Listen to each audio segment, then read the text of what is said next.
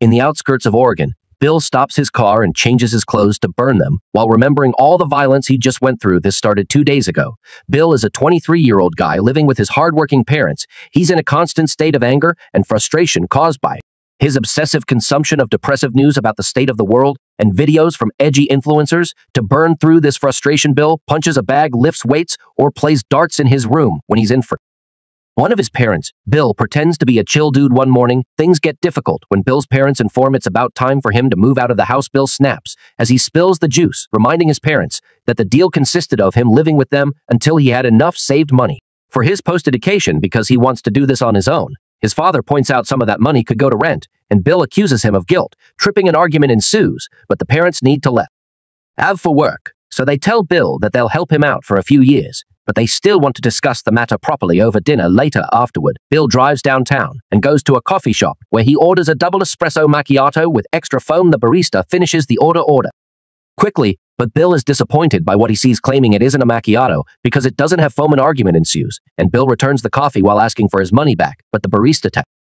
thinks he's an idiot and refuses to return the money. Bill storms off, only to return a second later and take some stuff from the counter before leaving again, so the barista uses the chance to throw a roll at his head. Moments later, Bill is at work in a garage fixing a van. Suddenly his boss shows up and points out his lunchtime is over, so he should be working on cars instead of wasting time on the van. Bill asks him to treat his best worker better and asks for a raise, but his boss tells him off. Bill has no choice but to work with the cars. But first, he leaves a mysterious bag inside the van. After work, Bill meets his only friend, Evan, a rebel influencer who makes videos about opposing social norms and complaining about the system. Even gives Bill 2 packages and asks him to stop sending stuff to his house because his father doesn't like it. He also wants to know what's in the packages, but Bill just says it's a surprise. Then Bill decides they're grabbing a bite at the chicken den, although Evan doesn't approve of the company because he believes in animal rights and orders a salad. Once they have their food, the boys eat while discussing their upcoming paintball game and are interrupted when the employee comes by to pick up the tray. She ends up accidentally spilling their meals on them, and at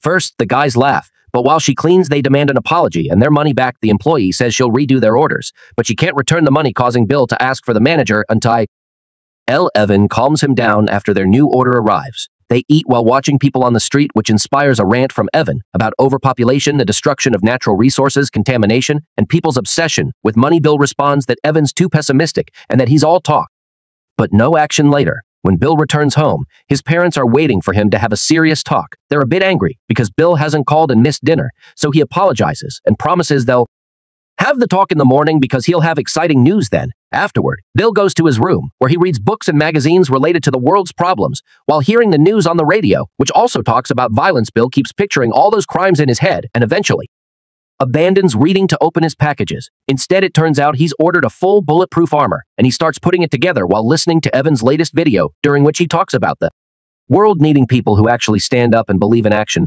Bill makes fun of him, calling him precious after finishing working on the armor and some wires. Bill also prints a bunch of fake money. Next, he films a video of his own, still making fun of Evan for thinking people are equal and not doing anything. The next morning, Bill works out harder than ever before joining his parents for breakfast.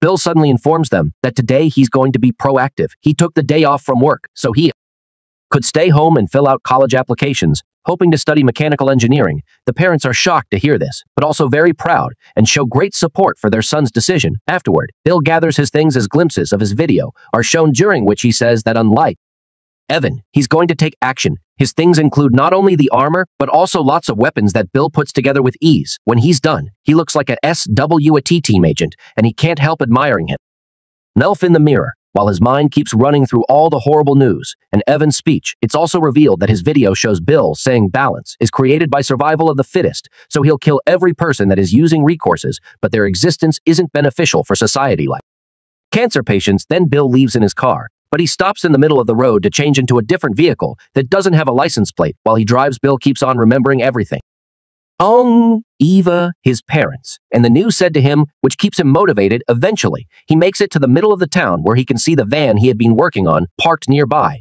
Using a wireless device, he starts and drives the van, almost hitting people and other cars. In the process, he guides the van toward the police station and makes it crash into the building, destroying the reception and hurting a few officers. The cops that are still standing check the back of the van and are shocked to find A bomb that Bill immediately detonates, causing the whole station to explode. This will keep the cops busy for a while, and Bill can continue with his plan. Next, Bill stops the car on a busy avenue and gets out to shoot at a driver, causing them to crash. Then he starts shooting at random people on the back street, which causes major chaos. As everyone screams and runs away, car and shop alarms begin ringing all over the place as Bill continues to kill people, and eventually 2 cops drive to stop him.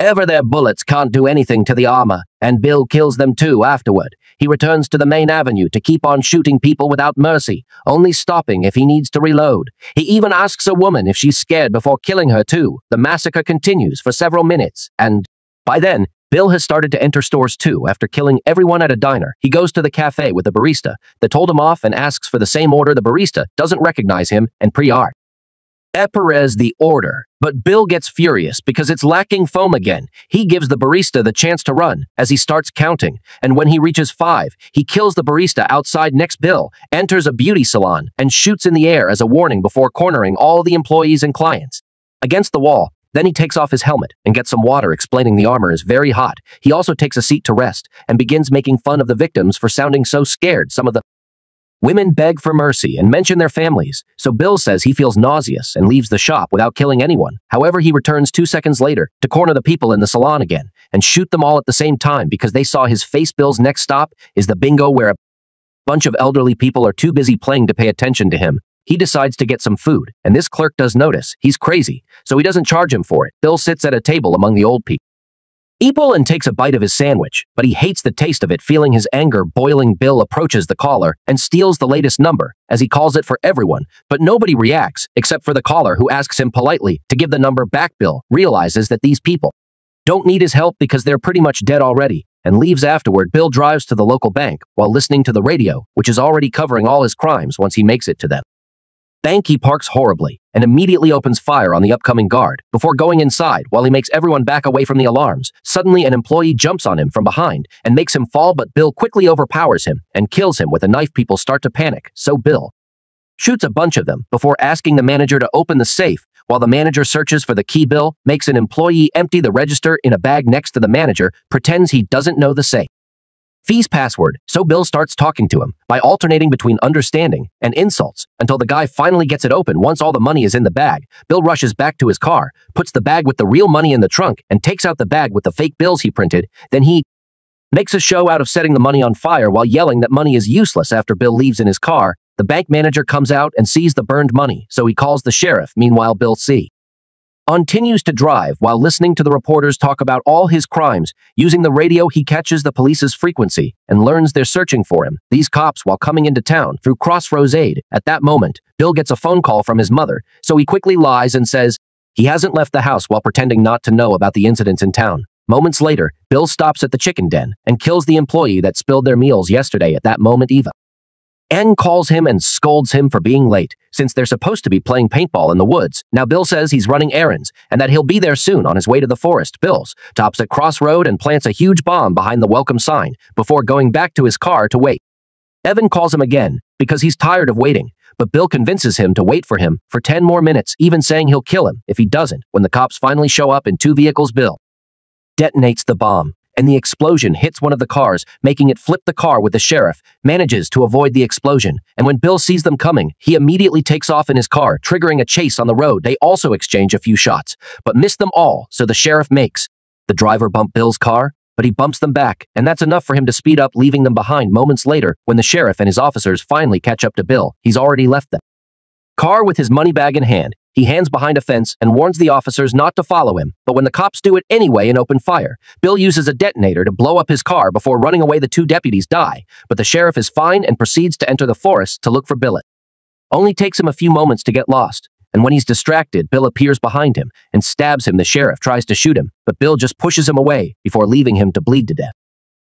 Afterward, Bill rushes to finally meet Evan and shows him the bag full of money. While Evan is distracted, Bill uses a stun gun to knock him down. Then he puts a gun on Evan's hand by guiding it to the correct spot. Bill shoots and kills Evan, making it look like he self-deleted to be the martyr he always wanted to be. After putting his armor on Evan, Bill drives away until he reaches a secure spot where he can change into clean clothes and burn all the evidence, getting back to the beginning. Then he puts on clean clothes, and goes home where he rests on the couch and watches the news. At that moment, his parents arrive and think he's been here all day. The reporter on TV announces the police have found Evan and confirms he was behind the massacre, so Bill tells his parents Evan was his only friend. Feeling bad for their son, they decide not to ask him about the college applications and share a hug after Bill goes to bed. The parents agree they'll have to send Bill to a psychologist because he's bottling his grief up in his bedroom. Bill begins packing all the money into a suitcase. While seeing on TV that Evan's father is being arrested, the man used to be a radical protester in the 60s and has always been anti-government, so they suspect he was behind Evan's actions on the screen.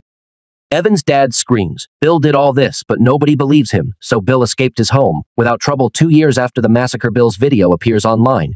He explains that there's no chance to survive and begins ranting about the need to kill people to save natural resources, saying he'll do population control for the sake of humanity. Make sure to subscribe and turn on notifications so you can watch more videos like this. Thanks for watching.